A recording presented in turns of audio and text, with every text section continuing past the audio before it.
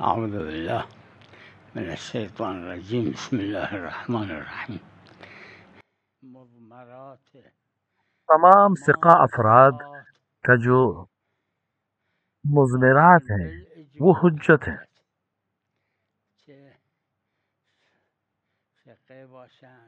چاہے ثقہ ہوں، چاہے موثق ہوں، چاہے حسن، کیونکہ یہ جو ضمیریں ہیں یہ سب ایک کے معنی ہیں۔ یہ جو ضمیریں ہیں یہ روایات کے تختی سے الگ کی گئی،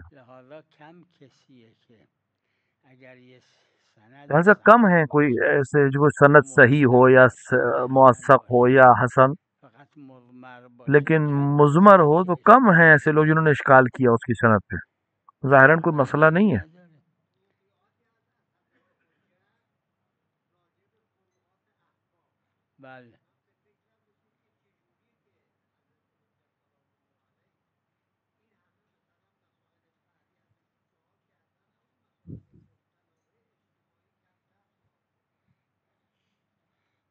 یعنی ہم تک کم پہنچے، لیکن روایات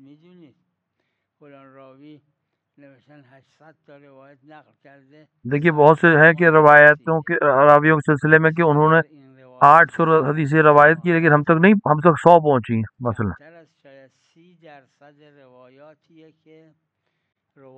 لہٰذا ہم تک جو پہنچا ہے، ہم تک جو روایات پہنچی ہیں وہ ان کی تعداد بہت کم ہے ان روایات سے جو اصل میں کی گئی ہیں، شاید 30% ہی ہم تک پہنچی ہیں، 70% روایات ختم کر دی گئیں، جلا دی گئیں، برباد کر دی گئیں، پانی میں بہا دی گئیں، ہم تک نہیں پہنچی۔ دیکھیے احکام الزامی یعنی واجب اور حرام میں ہمیں یا تو عمل چاہیے، عمل مشہور، یا سند ہو۔ اگر سند ہو یا عمل مشہور ہو تو ہمارے لیے کوئی مسئلہ نہیں ہے۔ باقی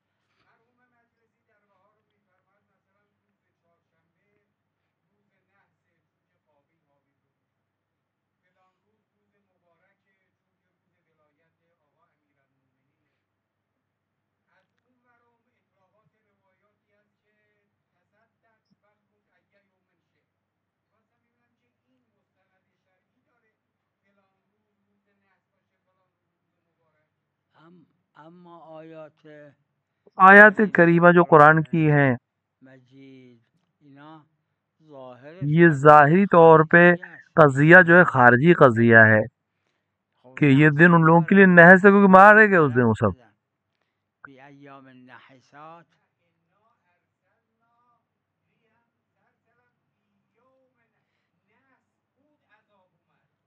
اس معنی میں نہیں ہے کہ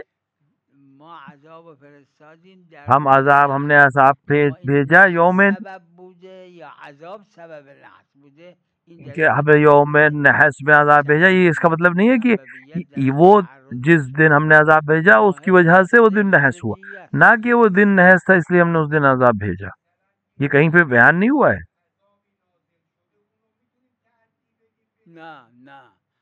کیونکہ ظاہری طور پہ یہ قضیہ خارجی قضیہ اور قضیہ حقیقی ہو تو ہم اس کو تعدی کر سکتے ہیں۔ اور روایت جہاں تک ایام جو مبارک ہیں ان میں تو کوئی مسئلہ نہیں ہے، اس میں بہت سے، لیکن ایک دن کو ہم نحس کہیں، یہ ایک مرسلہ روایت ہے کہ بدھ کا دن نحس ہے، تو یہ مرسلہ روایت ہے، اور لیکن اس کے مقابلے میں دوسری روایات ہیں کہ یہ دعا پڑھ کے انسان چلا جائے، اور شاید یہ متواتر بھی ہو۔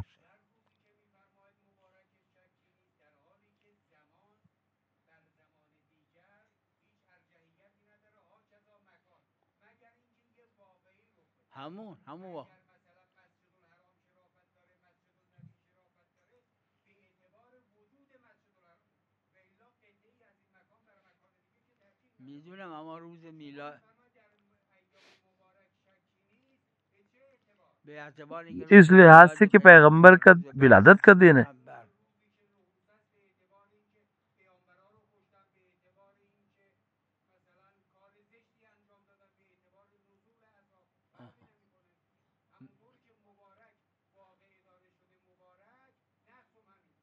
میدونم اما کلمه نحس در غیر یہ کلمہ جو نحس کا جملہ ہے، یہ ہم نے بدھ کے علاوہ نہیں میں نے روایت دیکھی، وہ بھی مرسلہ روایت ہے۔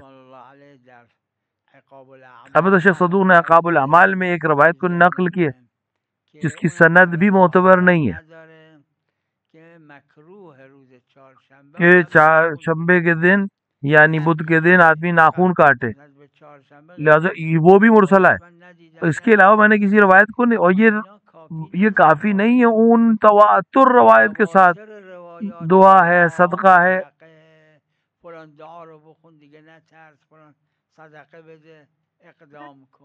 لہذا ان کے مقابلے میں زیادہ ایک مرسلہ روایت، ایک مطلق ہے، ایک چار شنبے کے دن ناخون کاٹنے سے منع کیا گیا روایت میں، اور ایک ہی یہ کہ مرسلہ روایت کے نحس ہے۔ تو یہ ہمارے پاس اصل میں شرعی طور پہ کوئی چیز نحس نام سے نہیں ہے دنوں کے لحاظ سے۔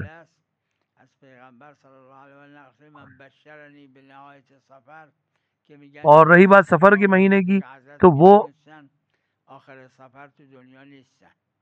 یہ جو سفر کے مہینے والی روایت ہے، یہ پیغمبر نے کہا ہے کہ مجھے بشارت دے سفر کے ختم ہونے کی، تو وہ بھی ظاہراً اس سال کی بات ہے جس سال پیغمبر اس دنیا سے گئے، اور ظاہر ہے کہ پیغمبر نے اس سال پھر سفر کے ختم ہونے کو نہیں دیکھا۔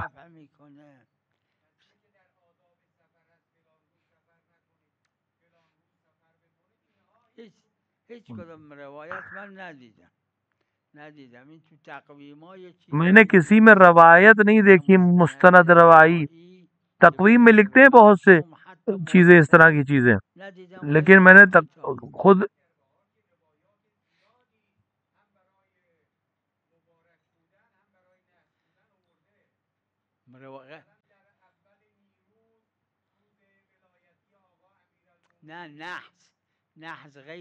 میں نحس کی بات کر رہا ہوں۔ علامہ مجلسی نے یوم النحس مستمر چار شنبے کے دن کے لیے، علامہ مجلسی نے اس کے علاوہ کوئی مبارک کے سلسلے میں تو بہت روایت، معصومین کی وجہ سے، انبیاء کی وجہ سے روایات بہت ہیں، غیر روایت بھی اس میں کوئی بحث نہیں ہے، لیکن نحس کے یہ جو خصوصاً یہ ماہ سفر نحس ہے، یہ کس نے کہا؟ کوئی دلیل نہیں ہے اس کی۔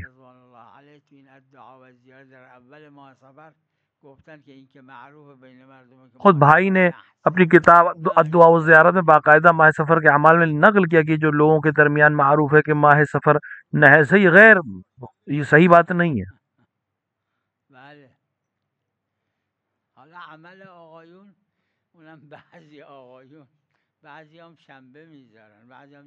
اب رہی بات عمل کی کہ بعض نے شنبے کا دن، بعض نے یک شنبے کا دن، وہ عمل میں بھی اختلاف۔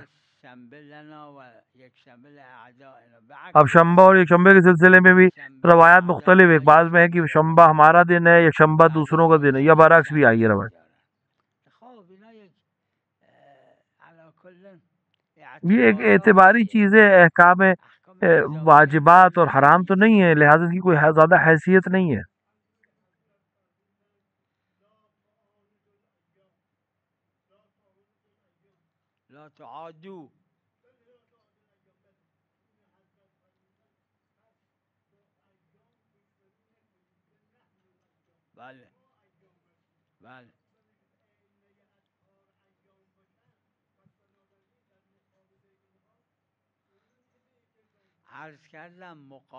میں نے بیان کیا کہ ان جو روایتیں میں نے دیکھی اور جو انہوں کی سرد نہیں کہ ایک کہ پانچشنبے کا چارشنبے کا دن جو ہے وہ منحوس ہے یا نحس ہے، اور ایک یہ کہ چارشنبے کے دن یعنی بدھ کے دن ناخن نہ کاٹو، ان دو کے علاوہ کوئی روایت نہیں ہے، اور یہ دونوں روایت بھی سند کے لحاظ سے مرسلہ ہیں۔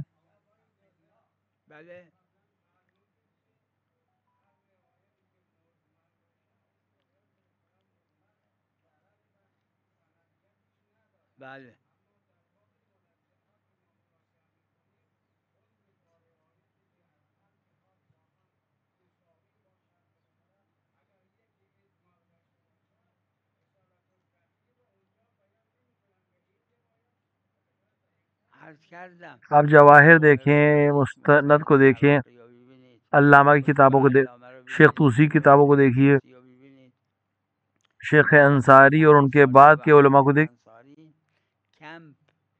100 میں شاید ایک یا دو ہوں، وہ بھی کبھی کبھی، وہ بھی ہمیشہ نہیں، جو کہے کہ مضمر حجت نہیں ہے، ورنہ مضمر یعنی جو سند جو ضمیر لے کے آیا ہے وہ اگر ثقہ ہے تو وہ اس میں اگر ضمیر لایا ہے وہ اس لیے کہ وہ روایت کو تختی کرنے کے لیے لایا ہے، چھوٹا کرنے کے لیے لایا ہے،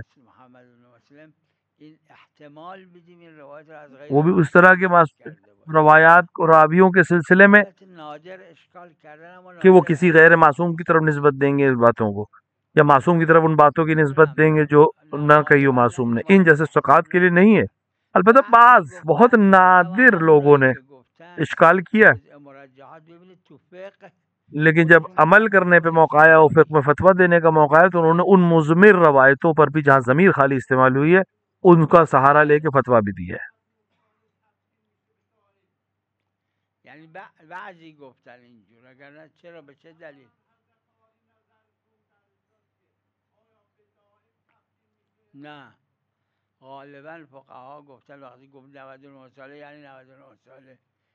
نہیں، بعض فقہا نے کہا ہے کہ اگر 99 سال کا مطلب 99 سال دائمی نہیں ہے،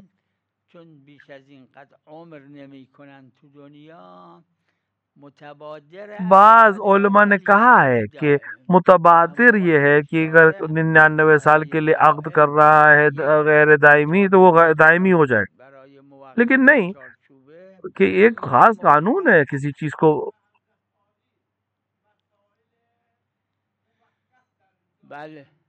غالباً نے یہی کہا ہے کہ بھئی جو قوانین ہیں اور جو ہر حق کے جو شرائط ہے اور ہر ایک کا ایک نام ہے، خاص طریقہ ہے، وہ اسی کے حساب سے عمل کریں گے۔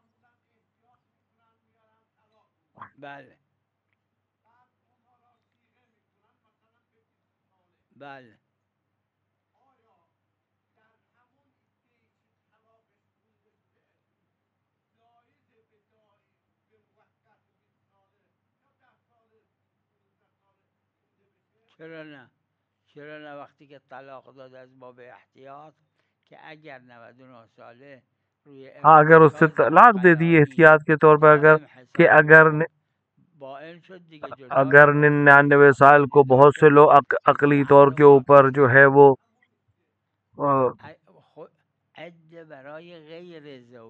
اس کو طلاق دے دی احتیاط کے طور پہ کہ کہیں اس کو دائمی نہ سمجھ رہا، تو احتیاط ہے کو بائن جب عدت تمام ہو گئی تو عدت رکھے گی۔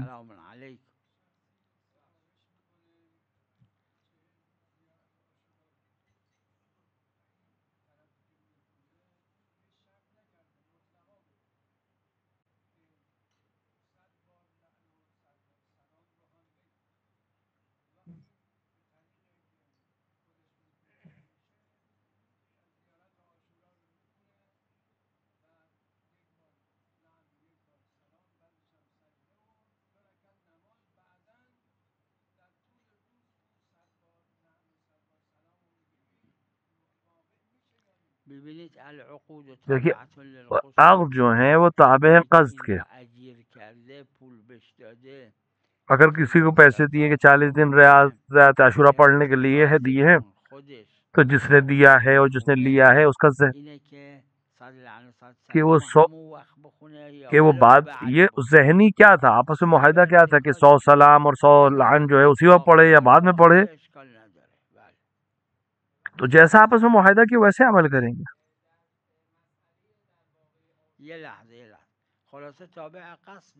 اگر کوئی قصد ہے ولو ذہنی قصد ہو وہی اعتبار، کیونکہ عقد اجارہ یا اجیر ہے.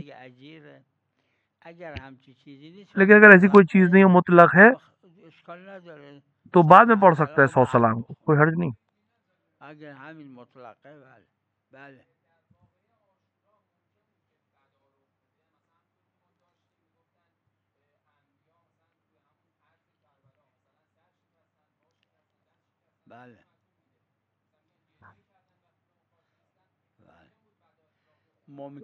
ممکن بود اما نشد.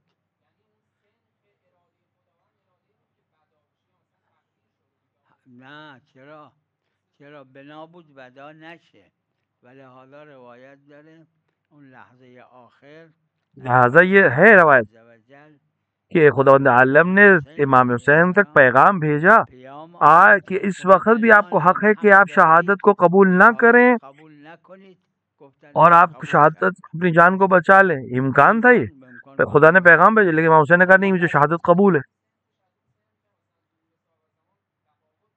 معلوم خب فرق داره. سلام علیک.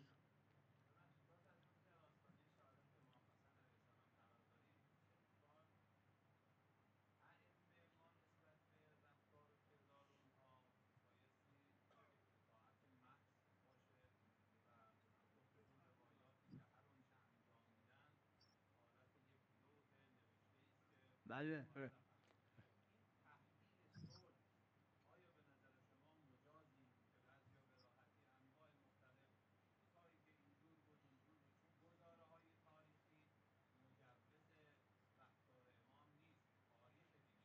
بله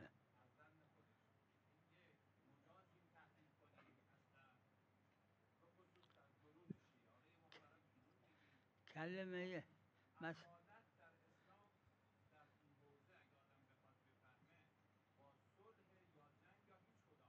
کلمه صلح کلمہ جو صلح کا کلمہ ہے امام حسن کے وہ روایت میں آئے، اس میں اہم اور مہم کا مسئلہ ہے،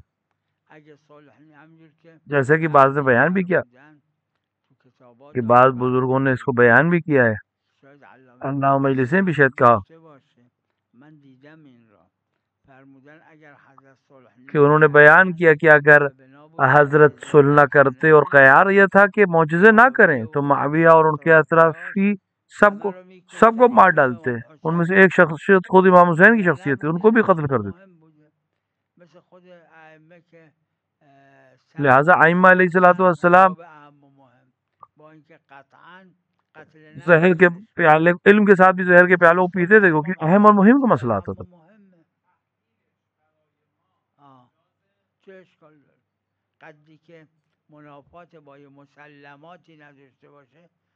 آپ تحلیل بھی کر سکتے ہیں جب تک کسی محرم کے محرمات میں مبتلا نہ ہو تو آپ تحلیل کر سکتے ہیں، ہر تحلیل جائز ہے.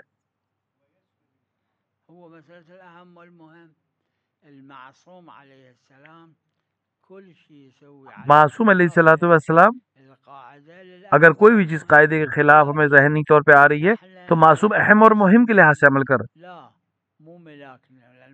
ہمارے اور آپ کے لیے عصمت نہیں ہے لہٰذا ہمارے لیے کوئی اہمیت نہیں ہے، لیکن معصوم چونکہ معصوم ہے لہٰذا وہ کوئی بھی عمل انجام نہیں دے سکتا مگر یہ کہ اس کے اندر کوئی اہمیت ہوگی، یعنی اس وقت اس چیز کی اہمیت زیادہ تھی دوسرے کے مقابلے میں لہٰذا اس کو انجام دیا.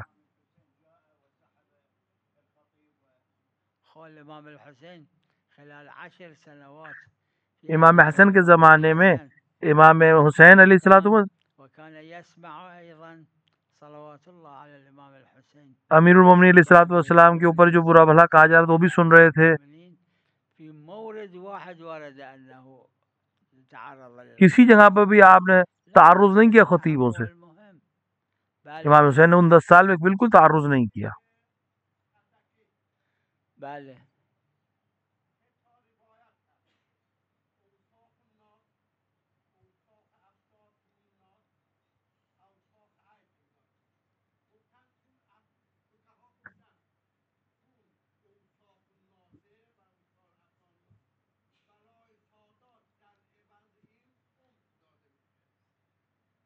یعنی روایت ہے داره کہ خمس زکوٰۃ کی جگہ پر ہے سادات کے لیے.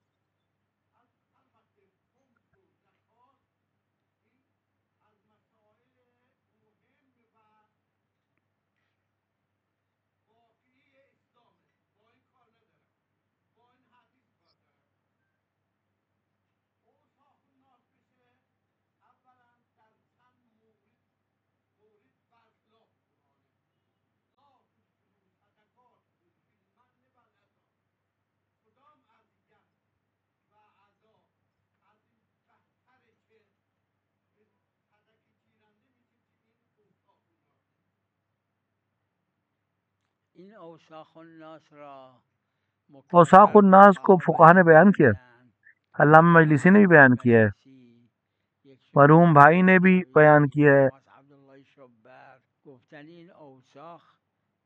یہاں پہ لو کے ساتھ ہے، جیسے آیت کہہ رہی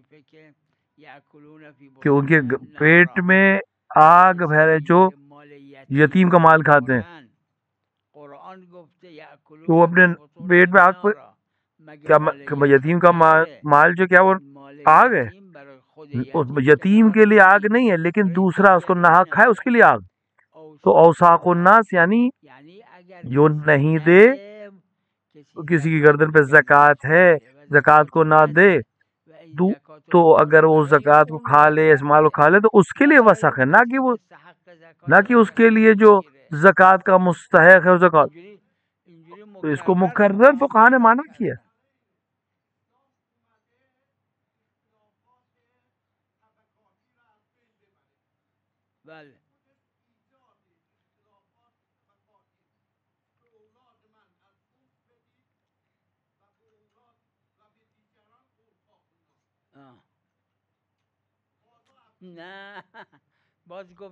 اوساق الناس اگر نہیں دے تو اوساق ہے، اگر دے دے تو اوساق نہیں ہے.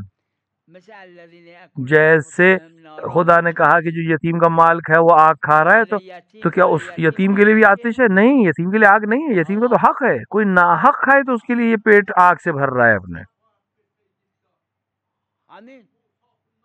ہاں واسه تجلیل از پیغمبر خدا صلی اللہ علیہ وسلم، تجلیل اون جهت دیگه داره. یہاں پر تجلیل مراد ہے پیغمبر اکرم صلی اللہ علیہ وآلہ کی. معنای اوساخ یہاں پر اوساق لوئی ہے، یعنی اگر نہیں دے تو.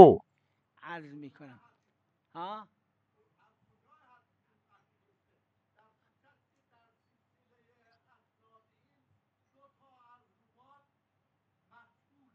خب اگه مجهوله که هیچ، مجهول ہے تو کوئی مسئلہ ہی نہیں ہے، اس کی بحث ہی ختم ہو جاتی.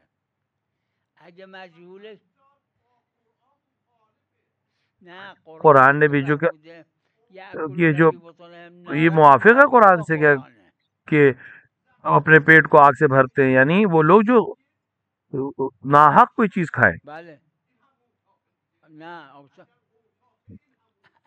اگر نہیں دے تو اس کے لیے آگ ہے. وہ شما ایا فهم فقها هر کی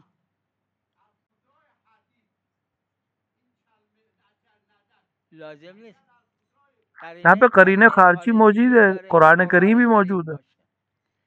قرینه خارجیه داره، لازم نیست ضروری نہیں کہ خود حدیث سے ملے، دوسرا قرینہ ہمارے پاس ہے حتی قرآن سے موجود. نه میگم حدیث معناش این است به خاطر آیه قرآن کہ یہ حدیث کا یہ مطلب ہے کیونکہ آیت قرآن اس طرح سے ہے.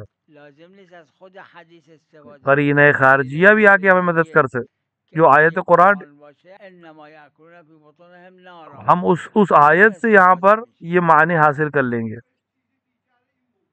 اما مثل همه میدونم قرآن وقتی که میگه مال یتیم ناره یعنی حتی یتیم خودش که میخوره نار قرآن جب کہہ میخوره رہا ہے از کجا در میاد این؟ از کجا در میاد این کہ یتیم بھی کھائے تو اس کے لیے بھی آگ ہے، وہ کیا ایسا، یہ کہاں سے آپ سمجھ رہے کہ نہیں ہے؟ یعنی غیر یتیم که بخوره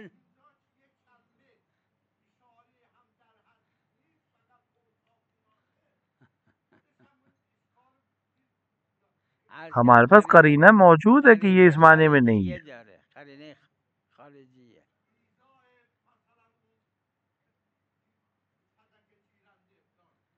برای اون نار نی، برای اون نار نی. عرض کردم ها عمل اتفاقا فقها گفتن یأکلون فی بطونهم اتفاقاً فقہا نے کہا ہے یعنی کہ غیر یتیم کھائے۔ خب مگه اون مطلق نی؟ مگه اون مطلق نی؟ کیا یتیم میں وہ مطلق نہیں ہے جملہ؟ یتیم میں مطلق ہے جملہ؟ یأکلون فی بطونهم نارا، یعنی این پول یتیم ناره، اینه معناش. ها ایتو بخاری تو کجای آیه داره؟ آیت پہ کہاں پر ہے کہ تم اگر کھاؤ تو؟ میدونم، یعنی اینی که میخوره مال یتیم را، این مال یتیم اس کا مطلب یہ کہ وہ جو یتیم کا مال کھا رہا ہے وہ اس کے لیے جہنم کی آگ ہے۔ خود برای خورنده کجاش داره؟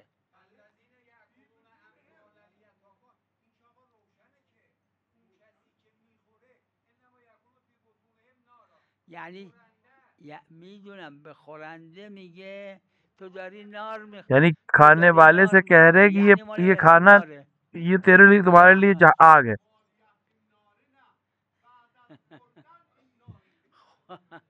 خلاصه قرینه خارجی، قرینه خارجیه داره.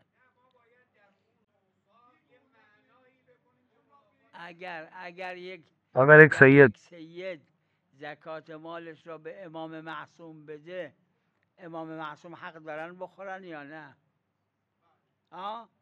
نار میخورن؟ وسخ میخوره؟ وسخ میخوره؟ آپ کیوں کہہ رہے ہیں نہیں؟ یہاں پر قرینہ چونکہ موجود ہے، آپ قرینے کو صحیح جگہ پر استعمال نہیں کر رہے۔ نه بنابراین که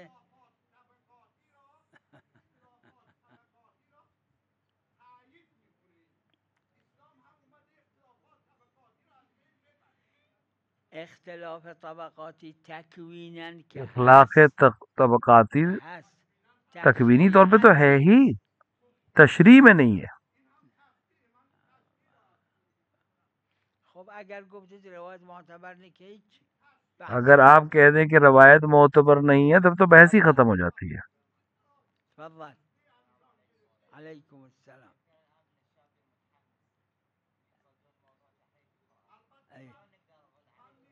قرآن میں کوئی تحریف نہیں ہے۔ میں نے کئی دفعہ اس کو ذکر کیا ہے، فقہاء نے بھی جبرائیل جب نازل ہوتے تھے پیغمبر کے اکرم کے پاس قرآن کے ساتھ تو 4 چیزیں لے کر آتے تھے۔ کچھ کلمات پڑھتے تھے، کہتے تھے یہ قرآن ہے،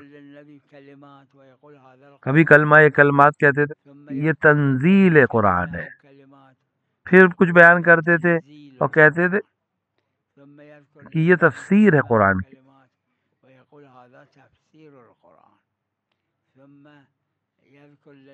اور پھر کہتے تھے یہ تعویل ہے قرآن۔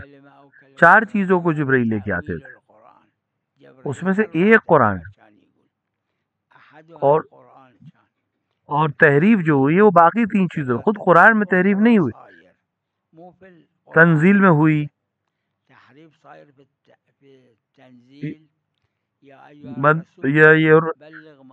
فی علی جو ہے بلغ انزل علیک فی علی، یہ فی علی یہ قرآن میں نہیں ہے، یہ تنزیل میں ہے، خود قرآن میں کوئی تحریف نہیں ہوئی۔ تفسیر کو بدلا گیا، تعویل کو بدلا گیا، لیکن خود نفس قرآن وہ نہیں بدلا گیا، نہ ایک نقطہ نہ ایک حرف تبدیل نہیں ہوا۔ وصلی اللہ علی محمد وعلی الطاہرین.